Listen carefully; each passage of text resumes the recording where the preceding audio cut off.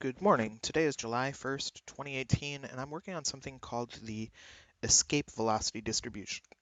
Or more particularly, I have been working on the escape velocity distribution, and I want to work on a kinetic energy dominated distribution, kinetic energy dominated model, but I'm having difficulty with it.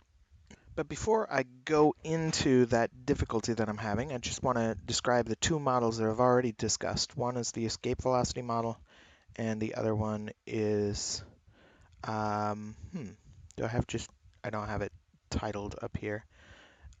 It's called the Milne distribution. Anyway, I just want to talk about the escape velocity distribution right now. And in the escape velocity distribution, every particle in the distribution is moving at the escape velocity of the distribution, straight outward from the center, except for the particle in the center of the distribution, which is stationary. Here is the math of the escape velocity distribution. Kinetic energy is equal to the gravitational potential energy. But we're going to look at the gravitational potential energy in terms of a mass surrounded. Well, actually, let me draw a picture. We've got the radius of the distribution. We'll just call that r then, because it's r, which is a function of t. And then we'll have a radius rp, which stands for radius of the particle. And because this is a finite distribution, there's this, and it's perfectly spherical, we can find the force on any particle in that region towards the center by only including the mass that is inside that sphere.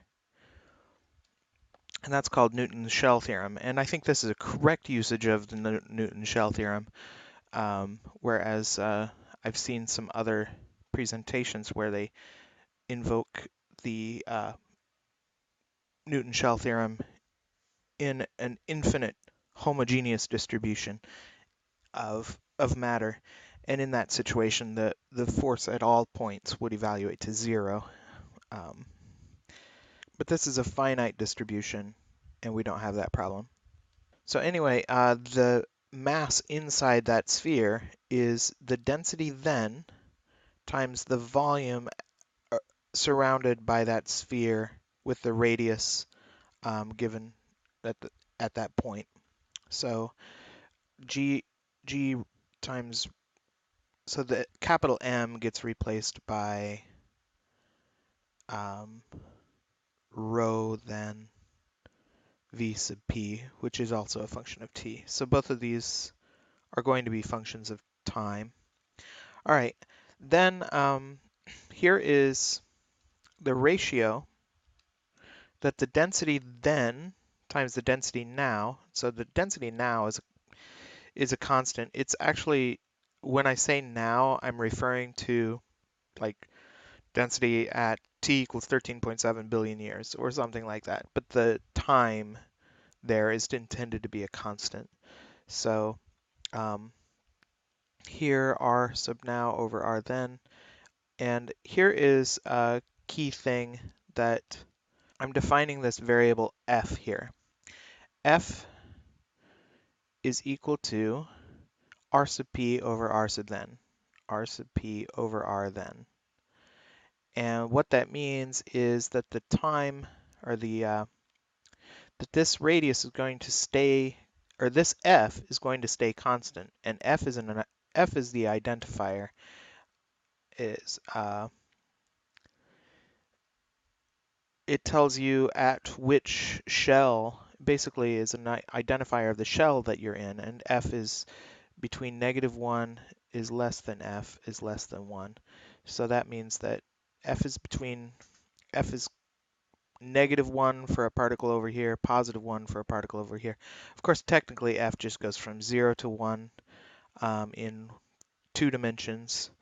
And then we would have some variable, let's say call it that kind of phi, some kind of a variable to represent where it is around the circle, and then f would be 0 is less than f is less than 1. I just use negative because I'm thinking about in terms of that line. So pause if you want to look at any of that. I'm about to erase it. All right. Next step down here. Now that I've established that radius, or that ratio, that rho then equals r now over r sub p over f cubed times rho now, I'm going to use that formula to figure out what rho then is. Rho then is this quantity here. It's equal to this ratio, r now over r sub p cubed. Wait, f. Okay, f came up on top. So this f here went up on top. So it's f r now over r sub p times rho now. So I'm basically moved this over here. And so times rho now is equal to rho then. And then rho now is equal to the total mass of the entire universe, because that was finite in this situation, divided by the volume of the entire universe, which is 4/3 pi and r now cubed. So that is the density of the universe now. And then we're going to multiply that by the volume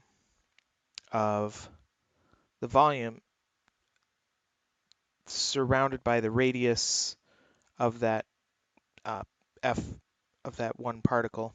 So that's 4/3 pi r sub p cubed. So this 4/3 pi cancels out with this 4/3 pi.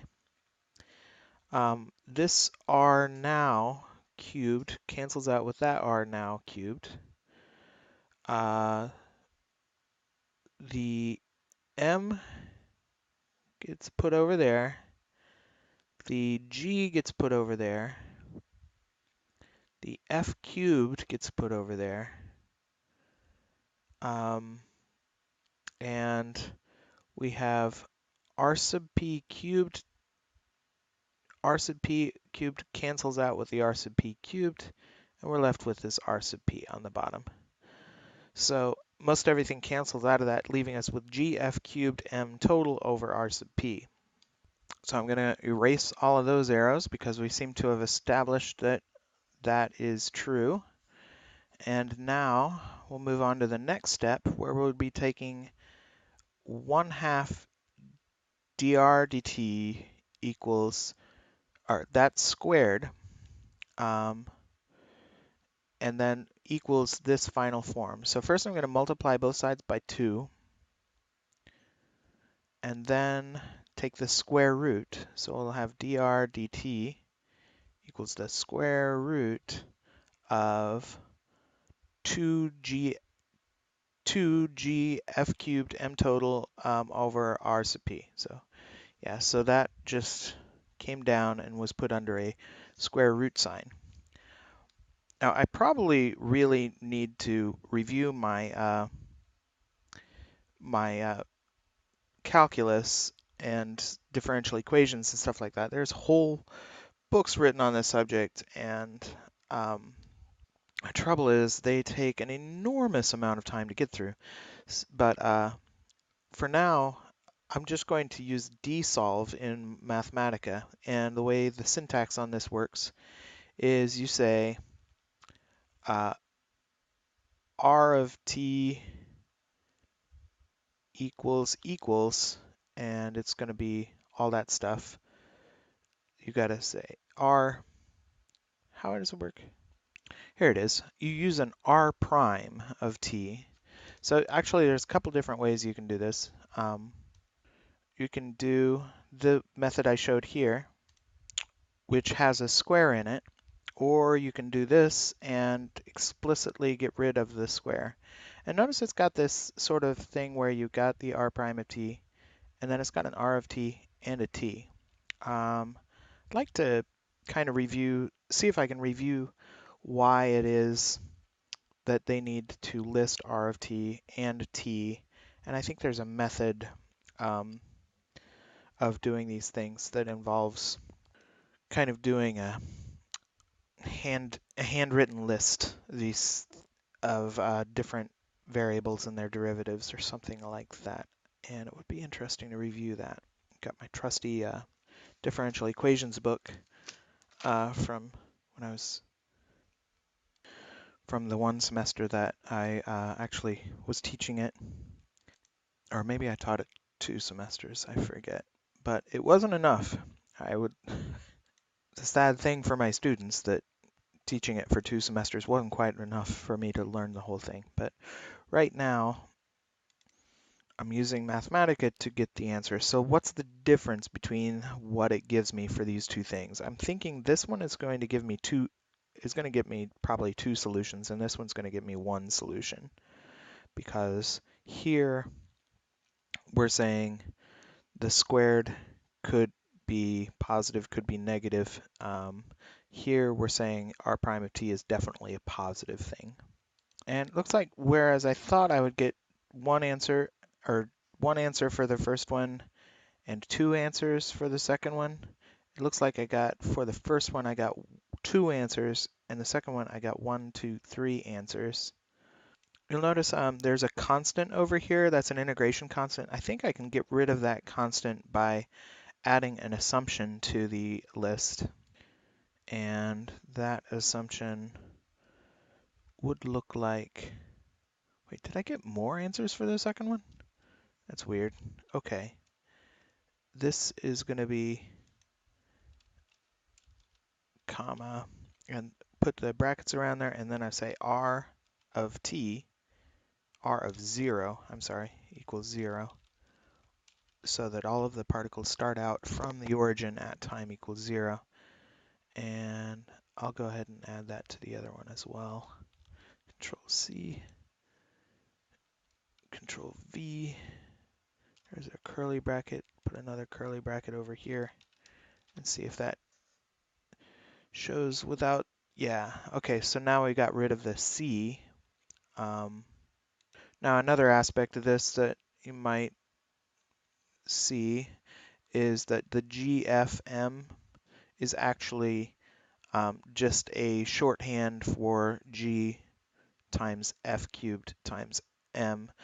All of this is just part of a single constant, so I decided to just represent that as a constant so that Mathematica didn't separate all those variables. So I think it's strange that this one I thought would give us more solutions. It actually ended up giving us less. And then it probably has something to do with imaginary numbers, and there's some kind of cubic that's involved. Let's look at the difference between these two. Yeah, maybe it's allowing this to be a imaginary number or even a complex number. So that's why it's showing all of the extra solutions. All right, the difference between these two is this negative sign here. So this is the positive and this is the negative. Let's say that r of t is going to be a positive number. Actually, r of t could be a negative number because of the way we did because of the way we envisioned it along a single axis. And so that goes from positive f to negative f. I'm sorry, f equals -1 to f equals +1, not negative f and positive f.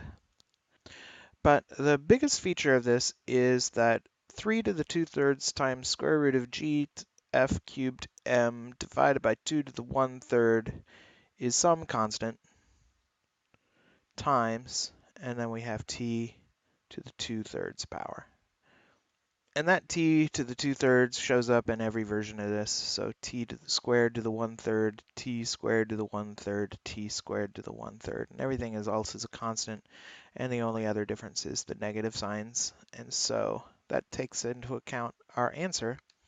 And what it comes down to is we have an r of t versus time. I should put labels on these axes. Now we can see that as time goes forward, the radius is increasing. Now, which way do I want to go for the rest of this video? Do I want to talk about the assumptions that this There's a couple of things that I want to look at with this model. One is the assumptions about the approximations that I made, and the other one is where I want to go from here. The approximations I made was small velocity. So no light cone. We're counting the gravity as though it travels instantaneously. No time dilation. We're ignoring the time dilation effects. No length contraction. Ignoring length contraction. No relativity of simultaneity. And so later on, I want to get an estimate of where that kind of thing is going to make a difference. So right now, I'm thinking along the lines of maybe the cutoff velocity of this model is about 5% of the speed of light or so. So to be clear, where is that? Where does that cutoff velocity show up? Here is the maximum velocity that any of the particles in the distribution actually has. Along that, just right at the beginning, how fast that outermost particle goes. I'm trying to say that for this model to be accurate, dr dt of the f equals 1 particle right at t equals 0 has to be less than about 5% of the speed of light. So if that is not the case, then there's going to be a lot of other situations that come up. But as long as we can say that the speed of light looks something like this in this model, because if that's dr dt equals 0.05 c, then the speed of light would be just a tiny bit sloped here, and we can make the approximation that these are all simultaneous events, and the gravitational field goes through the area really quickly. Now the other issue that I want to get into is the idea that kinetic energy equals gravitational potential energy. Why? And this is per particle, and this is per particle. And the question is, why would the kinetic energy per particle be equal to the gravitational potential energy per particle? If you look at the surface of the Earth with all of the objects lying around on the surface, for that, the kinetic energy per particle is much less than the gravitational potential energy per particle. If you look at the, say, gases in the air, in particular maybe the gases in the thermosphere, here, here you're having a situation where the gravitational kinetic energy per particle is less than gravitational potential energy per particle. If you find a particle that somehow escapes into the Earth, then you have the kinetic energy is just slightly greater than the gravitational potential energy per particle. Actually, it is greater than or equal to, because if the and that's the standard that we're looking at here, is that the particle's kinetic energy is just equal to the kinetic energy. And this is, the velocity is asymptotically approaching 0 as t approaches infinity. And for that case, then this is the distribution that you get. My interest lies in finding some model where we can say the kinetic energy is much, much greater than the gravitational potential energy. In that case, we would not expect to see anything like this happen at the beginning. What we would see is basically all of the particles will just go out without any slowing at all. They just go out at a constant speed. And that is actually kind of what is called the Milne model.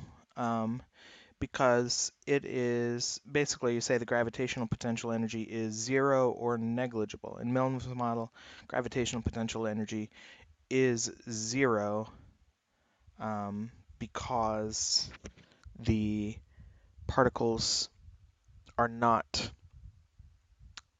well, I don't know if the gravitational potential energy is 0. The gravitational force is 0. And because there's no direction for which the particles to accelerate in Milne's model, so they all just continue out in straight lines. However, if we really want to talk about the gravitational potential, then that is a slightly different question. Anyway, that kind of gives you an idea of where I want to go. I haven't quite made up my mind yet, but thanks for watching.